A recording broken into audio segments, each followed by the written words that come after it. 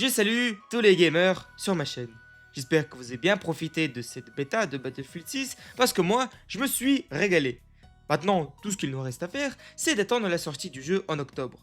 Je propose donc de faire un petit bilan de ces 2 semaines de bêta pour discuter un petit peu des conflits qu'on a eus, ainsi que des déclarations des devs sur l'avenir du jeu. Déjà, je pense qu'on est tous d'accord que Battlefield 6 nous a tous régalés, avec un pic de plus de 500 000 personnes en ligne, et selon les devs, la bêta a montré de très bons résultats, et pour le moment, tout s'annonce bien pour le jeu. Et ça n'a rien d'étonnant, vu comment la communauté code en n'en peut plus de leur jeu, je commence vraiment à croire que Battlefield 6 peut dépasser code en termes de vente cette année. Les chances s'égalisent, et j'espère que Battlefield froissera code, comme ça poussera Activision à faire quelque chose de leur jeu de merde. Parce que la bêta m'a rappelé pourquoi je jouais à Call of Duty. C'est parce que les derniers Battlefield étaient pas ouf. Donc, on mangeait ce qu'on avait. Et Activision peuvent continuer à se voiler la face en disant que oui, on n'est pas inquiet par rapport aux ventes, on est trop grand pour échouer, mes couilles, il y a déjà des signes, comme le fait qu'ils avaient prévu de faire une annonce de Black Ops 7 le 14. Mais dû à la bêta de Battlefield, ils ont supprimé tous les teasers concernant la présentation. Et à Skip, Activision font un changement dans les plans parce qu'ils ne s'attendaient pas à un tel succès de la part de BF6. Ça annonce une année où on aura un conflit entre les deux géants des shooters, et je pense que j'ai pas besoin de dire de quel côté je serai. J'ai joué 18 heures et je comprends les gens qui veulent déjà y retourner. Il y a tout le temps de l'action, on a l'impression de jouer à un trailer interactif.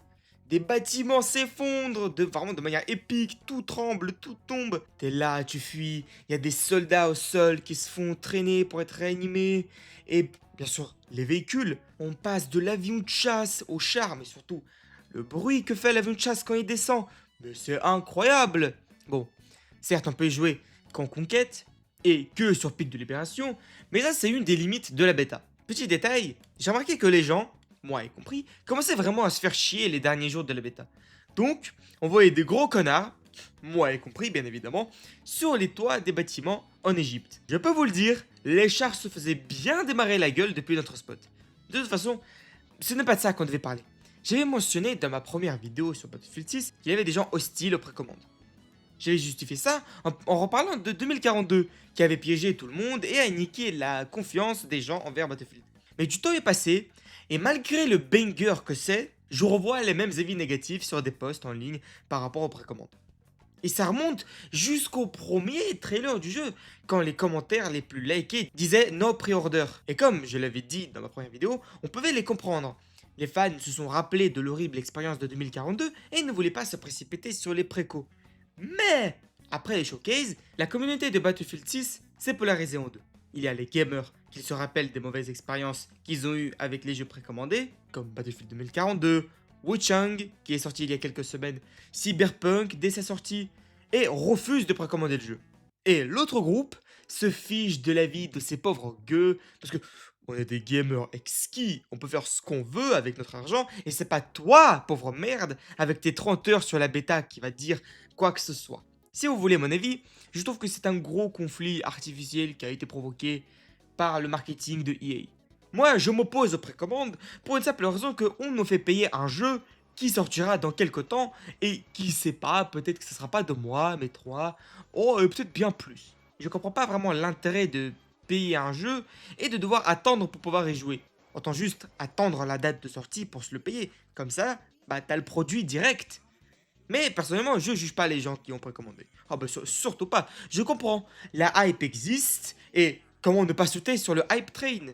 On a tous cette envie de se rapprocher le plus possible du jeu. Donc les précommandes ne me gênent pas du tout. Récemment, on a pu voir les devs de Battlefield 6 aller au contact. David Sirland a beaucoup répondu sur X par rapport au SBMM, aux maps. Donc on va se faire le tour de ce qu'il a dit, vu que ça concerne l'avenir du jeu. Bon, le SBMM, vous le savez déjà, mais c'est le Skill-Based Matchmaking qui est le problème majeur de code. Et le but de ce système, c'est pas de vous mettre des gens qui ont le même ping que vous, mais plutôt le même niveau. Mais dans 100% des cas, après avoir gagné 3 games d'affilée, on vous met avec les types les plus tryhard que vous aurez jamais vus, et tout le kiff se perd. L'ajout du SBMM, ça a toujours été un choix commercial parce qu'Activision avait assumé que quand ils enlevaient le SBMM, le nombre de joueurs sur le jeu baissait. Avec ça, les revenus des microtransactions. David a dit que le facteur de recherche principal sera le ping. Le skill est un facteur qui se trouve loin dans la liste. Et pour être honnête, dans Battlefield, sur les grandes maps, c'est important d'avoir des joueurs avec des différences de skill, vu que ça joue sur les choix des classes des deux côtés. Par rapport aux maps, il a dit qu'on a pu goûter seulement aux plus petites des 15 maps promises, et que le but était de montrer que les devs pouvaient faire des petites maps bien travaillées pour les gens qui aiment l'infanterie. On voit bien ce qu'ils voulaient faire. Après les maps de merde sur 2042, il fallait qu'ils prouvent qu'ils savent toujours faire de vraies maps. Et ils ont fait une bonne impression avec Brooklyn qui est sorti dernièrement.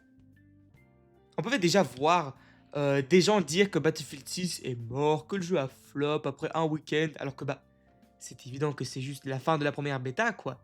Et puis on a le gros boomer sur Polygon qui a écrit un article cringe en disant que non, je ne vais pas te réanimer et ne me réanime pas non plus, sauf toi. Donc cette vieille merde se plaint que quand il essayait de réanimer quelqu'un, il se faisait tirer dessus. Et il dit que à skip les gens campaient sur les corps, ce qui est en partie vrai, et que les maps sont trop ouvertes, enfin... Bon, ce mec a skip qu'on pouvait traîner les gens ou pas? Pour justement mettre les gens à l'abri. Mais bon, de toute façon, ils ont toujours fait des rage bait pour attirer des gens sur leur vieux site de mort. Mais ça, c'était juste pour vous dire que depuis le début de la bêta, on avait des gens qui disaient des conneries par rapport au jeu. Par exemple, quand les gens se plaignaient qu'il fallait activer le Secure Boot pour jouer. Les gens ils étaient là à dire je suis pas un informaticien pour aller dans le BOS, votre vieux système anti-cheat de merde. Pour rappel, le Secure Boot est souvent activé par défaut et surtout il est utilisé dans des jeux comme Valorant. Valorant qui a l'un des meilleurs anti-cheats sur le marché en ce moment. Et à ce que j'ai entendu, des joueurs ont signalé que tu ne pouvais pas avoir Battlefield 6 et Valorant sur ton PC en même temps parce que les deux anti-cheats se bloquaient mutuellement. De toute façon, ça c'est un problème qui sera réglé vu que les devs se rassemblent déjà pour régler le souci. De toute façon, ça n'a pas empêché la diffusion de certains clips qui montrent des cheaters. Alors, je pensais pas qu'il faut l'expliquer, mais un anti-cheat n'a jamais offert une garantie totale de ne pas tomber sur des cheaters en game. Le but, c'est de les détecter et de les ban. Et beaucoup de personnes ont mal compris les déclarations de DICE quand ils ont dit qu'ils bannent 330 000 tentatives de triche. Pas 330 000 personnes. Donc beaucoup de gens disaient ah bande de merde, il y a 330 000 tricheurs sur le jeu. Alors que non, c'est les mêmes cons en boucle qui essayaient de se reconnecter sur le jeu. Donc je pense qu'on peut être tranquille au niveau de l'anti-cheat parce que ça a l'air d'être du lourd. Et bien évidemment, comment ne pas parler du plus grand scandale de cette bêta? Vous avez sûrement vu ce clip avec ce femboy ou cette femme trans, enfin comme vous voulez. Donc il jouait à la bêta et montrait des flics incroyables. Certains flics étaient vers des joueurs qui étaient derrière les murs. Beaucoup de gamers ont vu le clip et ont compté ça comme de la triche. Il s'est mangé une grosse vague de haine et ce clip a maintenant 70 millions de vues sur Twitter. Il s'est fait ban sur Twitch, mais pas pour la triche, pour les signalements de masse. Tristement, il s'est fait déban quasiment instant et a passé son temps à répondre aux accusations en disant non, je triche pas, non, c'est pas de la triche.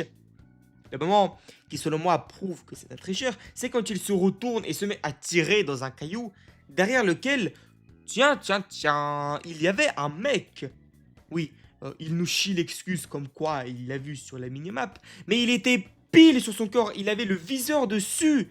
C'est quoi ce skill de ouf?